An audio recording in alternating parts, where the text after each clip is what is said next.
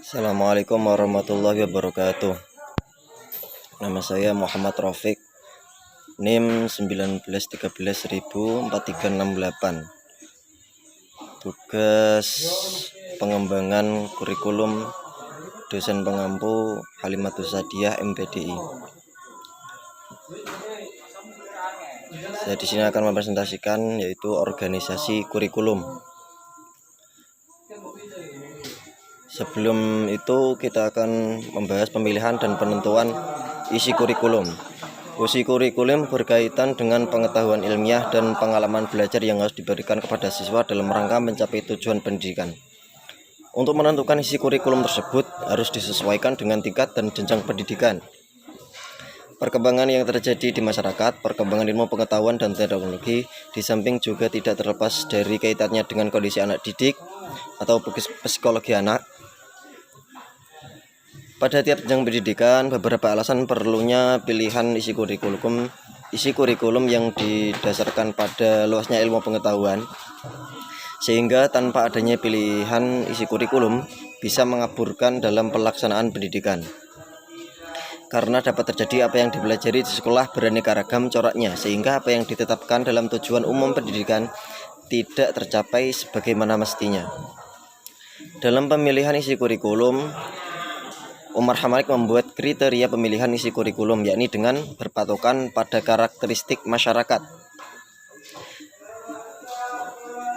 Adapun kriteria tersebut adalah sebagai berikut. Yang pertama, isi kurikulum harus bersifat kekinian, artinya isinya harus memuat pengetahuan dan penemuan-penemuan baru. Yang kedua, isi kurikulum dapat memberi kontribusi pengembangan keterampilan, kecakapan hidup, berpikir bebas, dan disiplin berdasarkan pengetahuan. Individu harus mampu menggunakan kemampuan rasional, berpikir logis, serta membedakan fakta dan perasaan. Yang ketiga, isi kurikulum menyumbang terhadap pengembangan moralitas yang esensial dan yang berkenaan dengan evaluasi dan pengetahuan. Pendidikan profesional harus mampu membuat keputusan yang berjangka panjang. Yang keempat, isi kurikulum menyediakan suatu ukuran keberhasilan dan suatu tantangan belajar, mempengaruhi tingkah laku dan mengembangkan keinginan untuk belajar terus. Karena itu pemilihan kurikulum harus berdasarkan tingkat kematangan dan pengalaman siswa. Yang selanjutnya adalah apa itu organisasi kurikulum. Organisasi kurikulum adalah bahan pelajaran yang akan diajarkan pada peserta didik. Organisasi kurikulum termasuk dasar yang penting dalam pembinaan kurikulum. Organisasi kurikulum memiliki ikatan kuat dengan tujuan pendidikan yang ingin diraih. Hal ini dikarenakan organisasi kurikulum ikut menentukan aspek-aspek yang diperlukan dalam proses pembelajaran. Kerangka-kerangka umum program pembelajaran yang hendak disampaikan pada peserta didik merupakan organisasi kurikulum. Dalam kegiatan pengembangan kurikulum, organisasi kurikulum memiliki peran sebagai cara atau langkah untuk menentukan pemilihan dan pengorganisasian berbagai pengalaman belajar yang diadakan oleh lembaga pendidikan. Organisasi kurikulum merupakan suatu kelompok sosial yang bersifatnya tertutup atau terbuka dari atau terhadap pihak luar yang berada di bawah aturan tertentu, dipimpin oleh seorang pemimpin atau staf administratif yang dapat melaksanakan bimbingan secara teratur dan bertujuan. Suatu organisasi dapat diperlukan untuk memulai proses manajemen. Apa itu manajemen? Yaitu yang pertama, organisasi perencanaan dilaksanakan oleh lembaga pengembang kurikulum atau suatu tim pengembang kurikulum. Yang kedua, organisasi dalam rangka pelaksanaan. Yang ketiga, organisasi dalam evaluasi kurikulum. Jadi ada tiga tadi, yaitu organisasi perencanaan. Yang kedua, organisasi dalam rangka pelaksanaan. Dan yang ketiga, organisasi dalam evaluasi. Setiap organisasi kurikulum memiliki ciri khusus sendiri, memiliki tuntutan sendiri seperti tuntutan terhadap peserta didik, pendidik, Saya ulangi, setiap organisasi kurikulum memiliki ciri khusus sendiri, memiliki tuntutan sendiri seperti tuntutan terhadap pendidik, media, administrasi, sekolah, dan tuntutan-tuntutan lain untuk melaksanakan kurikulum tersebut. Adapun bentuk-bentuk organisasi kurikulum adalah sebagai berikut, yaitu pertama, kurikulum mata pelajaran. Organisasi kurikulum ini digolongkan sebagai bentuk kurikulum yang masih tradisional. Kurikulum ini telah lama digunakan pada sekolah-sekolah dulu, sehingga muncul kurikulum baru pada tahun 1968 dan kurikulum tahun 1975. Ciri dari organisasi kurikulum ini adalah yang pertama, jumlah mata pelajaran yang tidak tergabung antara satu pelajaran dengan pelajaran yang lain, atau masing-masing pelajaran berdiri sendiri. Yang kedua, setiap pelajaran seakan memiliki ruang dan waktu tertentu. Yang ketiga, hanya bertujuan pada penguasaan ilmu pengetahuan tanpa memperhatikan aspek tingkah laku lainnya. Yang keempat, tidak berdasar dari kebutuhan, minat, dan masalah yang dihadapi peserta didik.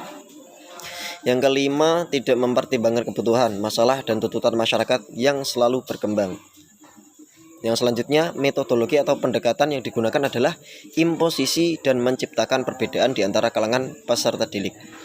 Kemudian peran pendidik sangat aktif dalam proses pembelajaran. Kemudian peserta didik dilibatkan dalam perencanaan kurikulum secara kooperatif. Yang kemudian organisasi kurikulum yang selanjutnya adalah kurikulum dengan mata pelajaran berkorelasi.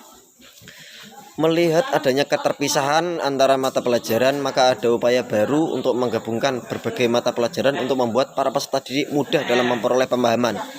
Ini bisa disebut kurikulum dengan pelajaran yang berkorelasi, sehingga antara dua pelajaran tadi berkorelasi, maksudnya saling terhubung. Ada dua pola korelasi, dua macam korelasi, yaitu korelasi informal dan korelasi formal.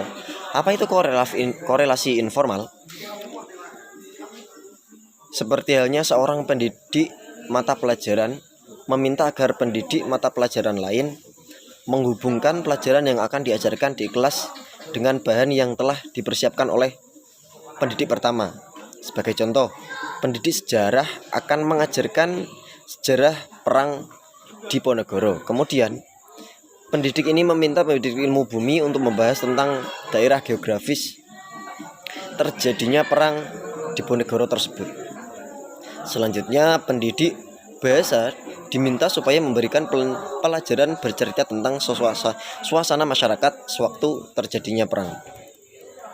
Sedangkan yang korelasi formal, beberapa pendidik secara kolektif merencanakan untuk mengkorelasikan mata pelajaran yang menjadi tanggung jawabnya sendiri dengan cara para pendidik bersangkutan lebih dulu menentukan fokus permasalahan. Misal, para pendidik menentukan topik tentang keluarga. Pendidik yang mampu pelajaran bahasa memberikan cerita yang berhubungan dengan kehidupan keluarga. Pendidik yang mengampu pelajaran menyanyi mengajarkan nyanyian pengantar tidur. Pendidik yang mengajar ilmu berhitung memberikan catatan anggaran belanja dalam keluarga. Selanjutnya terus begitu, sehingga para pendidik mata pelajaran lainnya dapat memberikan sumbangan terhadap pembahasan topik tersebut. Ciri kurikulum ini adalah mengkorelasikan berbagai mata pelajaran dan usaha untuk menghubungkan pelajaran dengan permasalahan kehidupan meskipun tujuannya masih dalam lingkup penguasaan ilmu pengetahuan. Mulai mengupayakan penyesuaian pelajaran dengan minat dan kemampuan peserta didik, meski pelayanan terhadap perbedaan individual masih sangat terbatas. Menggunakan metode korelasi ini, meskipun terdapat banyak sekali kesulitan dan meskipun pendidik masih berperan aktif, Namun aktivitas peserta didik sudah mulai dikembangkan untuk saat ini. Yang selanjutnya, organisasi kurikulum bidang studi dan kurikulum terintegrasi dan kurikulum inti akan disampaikan oleh rekan saya, Saudara Khairul Anam, di video yang lain. Sekian dari saya. Apabila ada kata-kata yang salah, saya mohon maaf yang sebesar-besarnya. Wabillahi taufiq wal hidayah. Wassalamualaikum warahmatullahi wabarakatuh.